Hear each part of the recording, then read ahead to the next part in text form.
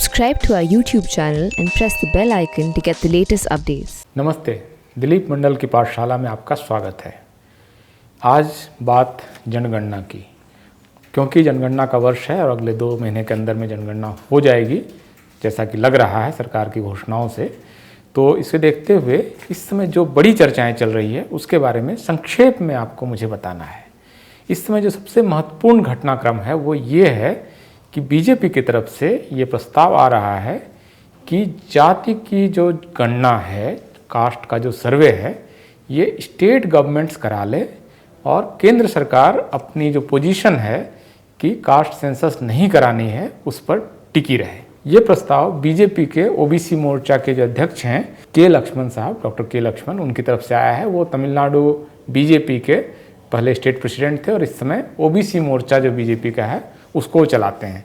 उन्होंने the print में नीलम पांडे के साथ एक इंटरव्यू में और कई मीडिया हाउसेस के साथ इंटरव्यू में ये प्रस्ताव रखा है कि राज्य सरकारों पर कोई रोक नहीं है, वो जो जाति जनगणना है, ओबीसी काउंट है, वो अपने स्तर पर करा ले और केंद्र सरकार इसको नहीं कराएगी। इसमें 2-3 बड़ी समस्याएं हैं और उसी की ओर मुझे आपका ध्यान आकृष्ट करना है। सबसे पहली बात कि भारत में जो जनगणना है इसके बारे में भारत का संविधान बहुत स्पष्ट तौर पर कहता है कि ये जनगणना कैसे होगी, कौन कराएगा। जो संविधान का शेड्यूल 7 है, जो 7वीं अनुसूची है, वो आप संविधान अगर आपके घर में है तो उसको निकाल के पढ़ें या डिजिटली आप देखें, तो उसमें इस बात का जिक्र है कि कौन सा काम कौन कराएगा, केंद्र सरकार क्या कराएगी, राज्य सरकार क्या कराएगी और कौन से वो क्षेत्र हैं जहां राज्य और केंद्र दोनों अपने कानून बना सकते हैं। जैसे कि डिफेंस के बारे में जो राज्य सरकार है उसका कोई अधिकार नहीं है। वॉर एंड पीस, इस मामले में राज्य सरकार का कोई अधिकार नहीं है। MEA फॉरेन अफेयर्स का मामला, इसमें कोई अधिकार राज्य सरकार का नहीं है। पोस्ट एंड टेलीग्राफ, कोई अधिकार राज्य सरकार का नहीं है। इसी लिस्ट में आप 69th अगर आप एंट्री में जाएंगे तो उसी में आपको सेंसस मिलेगा। इसमें राज्य सरकार का कोई अधिकार नहीं है। ये बिल्कुल अधिकार जो है वो संविधान के तहत सेंसस ऑपरेशंस जो हैं वो केंद्र सरकार का ही काम है, राज्य सरकार की इसमें कोई भूमिका नहीं है। संविधान इसको लेकर बिल्कुल स्पष्ट है, कोई कंफ्यूजन नहीं है, बिल्कुल साफ है कि सेंसस ऑपरेशंस कौन करेगा।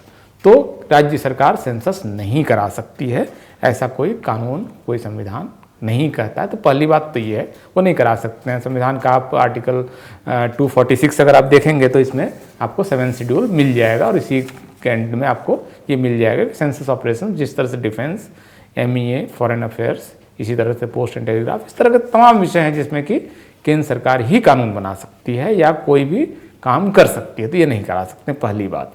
दूसरी बात कि केंद्र सरकार का जो गृह मंत्रालय है MHA, उसमें सेंसस कमिश्नर की एक पोस्ट है और सेंसस कमिश्नर का ऑफिस होता है। वही सेंसस कमिश्नर का ऑफिस सेंसस इस देश में कराता है, उसी के पास उसकी विशेषज्ञता है, उसी के पास उसका अधिकार है।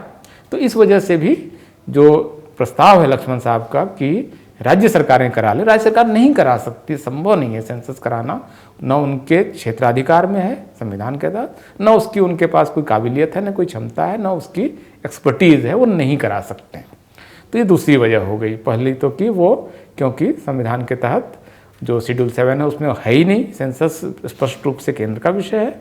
दूसरा, सेंसस कमिश्नर जो है वो गृह मंत्रालय के तहत काम करता है, केंद्रीय गृह मंत्रालय के तहत काम कर सकता है, तो वो नहीं करा सकता इस काम को।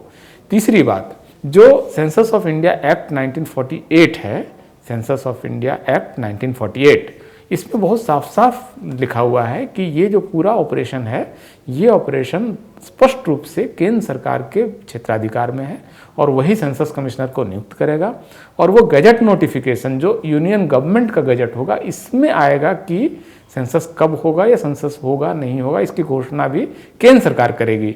इसका जो सेंसस एक्ट का आप क्लॉज 3 और 4 पढ़ेंगे तो ये सारा अधिकार जो है वो केंद्र सरकार को दिया गया है। तो राज्य सरकार सेंसस कराएगी, ये बिल्कुल एब्सर्ड आइडिया है, ये संभव नहीं है।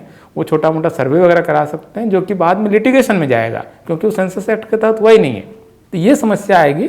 ये जो सर्वे वाला आइडिया है ये बिल्कुल बोगस आइडिया है और इस आइडिया पर अगर काम होता है तो रुपये पैसे खर्च होंगे, लोग परेशान होंगे, लोग जाएंगे, सर्वे करेंगे। जब सेंसस हो ही रहा है उसमें आप एक कॉलम जोड़ने की जगह अगर राज्य सरकार को दोबारा उस काम को लगा देंगे तो 5-6 हज़ार करोड़ रुपए देश का खर्च होगा और मिलेगा कुछ नहीं, और जो मिलेगा वो भी लिटिगेशन में जाएगा, कोर्ट में जाएगा, चैलेंज होगा। क्योंकि सेंसस ऑपरेशंस बहुत साफ साफ उसमें सारी नियम बने हुए हैं कि कैसे राज्य सरकार या जो कर्मचारी है उसका रिक्विजिशन करेगा सेंसस कमिश्नर, कैसे वो कोई अगर ऑफिस चाहिए तो वो ले सकता है, कैसे बहुत स्पष्ट रूप से है कि अगर आप सेंसस में गलत जानकारी देंगे तो आपको सज़ा हो सकती है।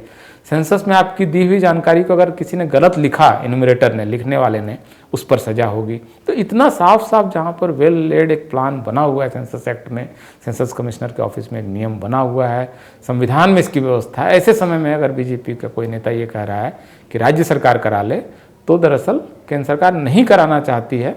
यही इसी बात को एक तरह से दोबारा अंडरलाइन करेगी। तो दिलीप मंडल की पाठशाला में फ़िलहाल इतना ही, और मुझे लगता है कि आप इस बात को समझ गए होंगे कि सेंसस ऑपरेशन जो है वो राज्य सरकार नहीं करा सकती, और इस बारे में आया हुआ कोई भी प्रस्ताव न सिर्फ असंवैधानिक है बल्कि फिजिबल भी नहीं है, वो पॉसिबल ही नहीं है कि वो करा पाएंगे, क्योंकि इसमें बहुत सारी गलतियां आएंगी और वो डेली वेजर्स से करा लेंगे, आंगनवाड़ी वर्कर्स से करा लेंगे, जबकि सेंसस ऑपरेशन सरकारी कर्मचारी ही कर सकता है। सरकारी कर्मचारी की ही नियुक्ति हो सकती है। जो आपके घर आता है वो आदमी सरकारी कर्मचारी होता है, उस पर आपको भरोसा होता है, उसको मालूम है कि वो कौन है। तो ये इतना साफ साफ जहाँ पर नियम बना हुआ है वहाँ पर राज्य सरकार से इसको कराना बिल्कुल गलत है। तो फिलहाल मैं आपसे इजाज़त चाहूँगा, और मुझे लगता है कि आप इस बात को समझ गए होंगे कि सेंसस ऑपरेशंस क्यों राज्य सरकारें नहीं कर सकती है। बहुत बहुत शुक्रिया, और आपसे मेरा रिक्वेस्ट है कि आप दिलीप मंडल की पाठशाला में अपना जो भी कमेंट है उसको देते रहें, और ताकि हम इसको अगले एपिसोड्स में शामिल कर सकें। और द प्रिंट का जो यूट्यूब चैनल है उसको भी सब्सक्राइब करें। बहुत बहुत शुक्रिया।